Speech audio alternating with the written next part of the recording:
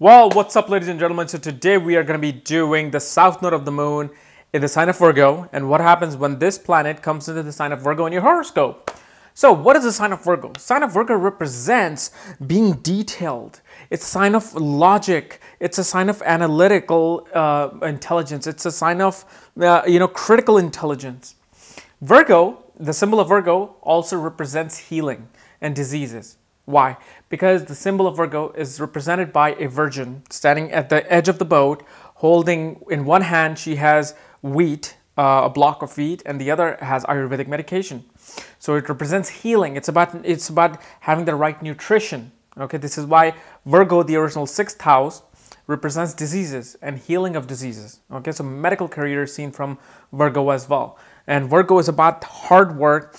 Yet it's about not like Capricorn hard work. It's about hard work that is not only finished, but it's finished to perfection.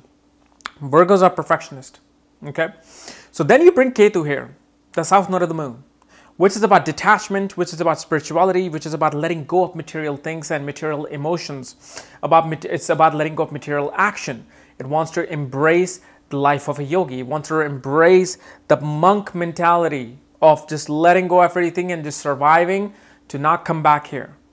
See, the reason why I said do not follow Rahu if you don't want to come back is because Ketu is about enlightenment. Ketu is about moksha, the final bridge between you and the source energy.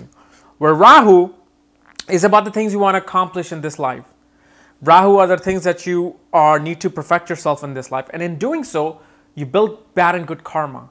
And as soon as you build a bad karma, you're coming back. So this is the thing, about Rahu and Ketu. But Ketu is also your past life education. It's about you mastering and graduating in the things from past life wherever Ketu is placed and the sign it is placed in. Especially the house placement is very strong.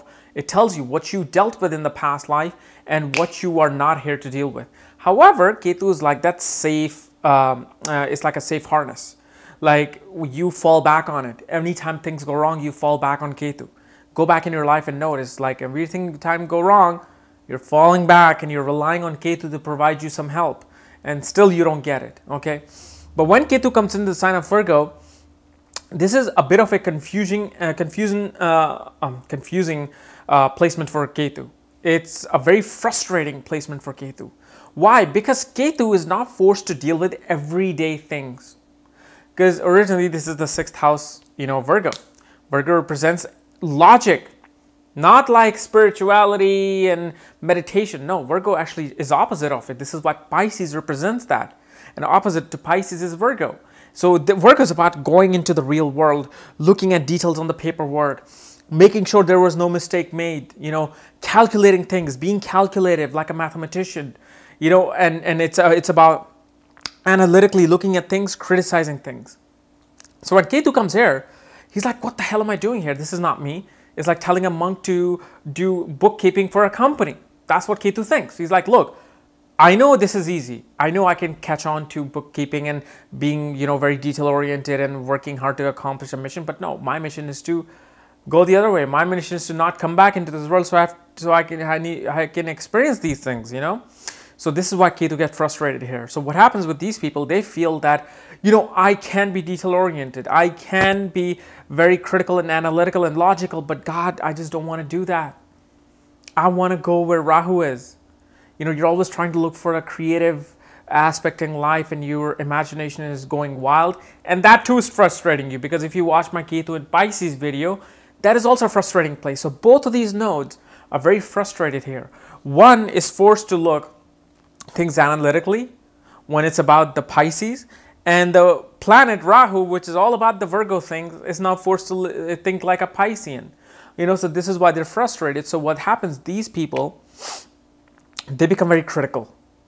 They start criticizing things. They're like, what, screw this. I'm going to criticize not only myself, but I'm going to criticize other people as well.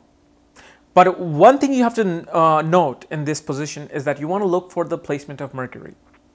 Is the Mercury strongly placed? Is it weak? Has a lot of malefic aspect compared to benefic aspect? What house is Mercury sitting in?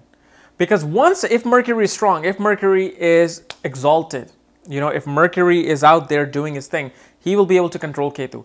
In that scenario, a person can become a genius mathematician. They are the genius bookkeepers. They just know what needs to be done and how it needs to be done. Like I showed you with a Michael Jordan chart, Ketu says no action. But then because of Mars's aspect and Mars's Neech Bhang Yoga, he says, not only have I accomplished this already, I'll just do it. I'll just show it. Same thing with Ketu. So if Mercury is strong, oh, you want to do calculation? Hey, let's do this. Oh, see that flaw. So it becomes a really good attorney, very good argumentative attorney, because Virgo is also about arguments. It's about disagreements, because it's originally the 6th house sign. So wherever Virgo goes, it brings that 6th house energy into it. So they become very good debaters and very good argumentative people. But if Mercury is debilitated, if Mercury has more malefic aspects on it or conjunction on it versus the benefic ones, these people can actually go in the opposite direction. They can actually become hoarders. Okay, I've actually seen it in my own personal life with acquaintances. They're absolute hoarders. And their Mercury was damaged while Ketu was in the sign of Virgo. That's what you want to look for. They can be very disorganized. They can be, they may miss a lot of details and make a lot of mistakes. And that's what will frustrate them, in this life. But one thing I will say is that the remedy for this placement is, if it's really frustrating you, is meditation. Ketu loves meditation. Ketu wants you to meditate. Ketu is about monasteries. Ketu is about meditation, the life of a yogi. So if you're running through this Mahadasha in Virgo, okay, and if you have damaged Mercury, meditate 1 hour a day. And that's when Ketu will release you of this karmic backlog. That's when Ketu will release you of this frustration. Because Ketu is about poverty. Ketu is about, making you beg for things. So you will beg in life to be more organized. You will beg in life to be less disease prone. But if you meditate, Ketu will be like, okay, you are following my way. Here, let me give you something. So Ketu does forgive you if you follow his karkas, which is meditation. Biggest thing, the easiest thing. So far, I don't think there's any remedies in astrology, but if there's one remedy, is regarding Ketu and meditation. If you want to be let go of its karmic backlog, start meditating. All right. So guys, this was my analysis of Ketu in the sign of Virgo. If you're new to my channel, subscribe below.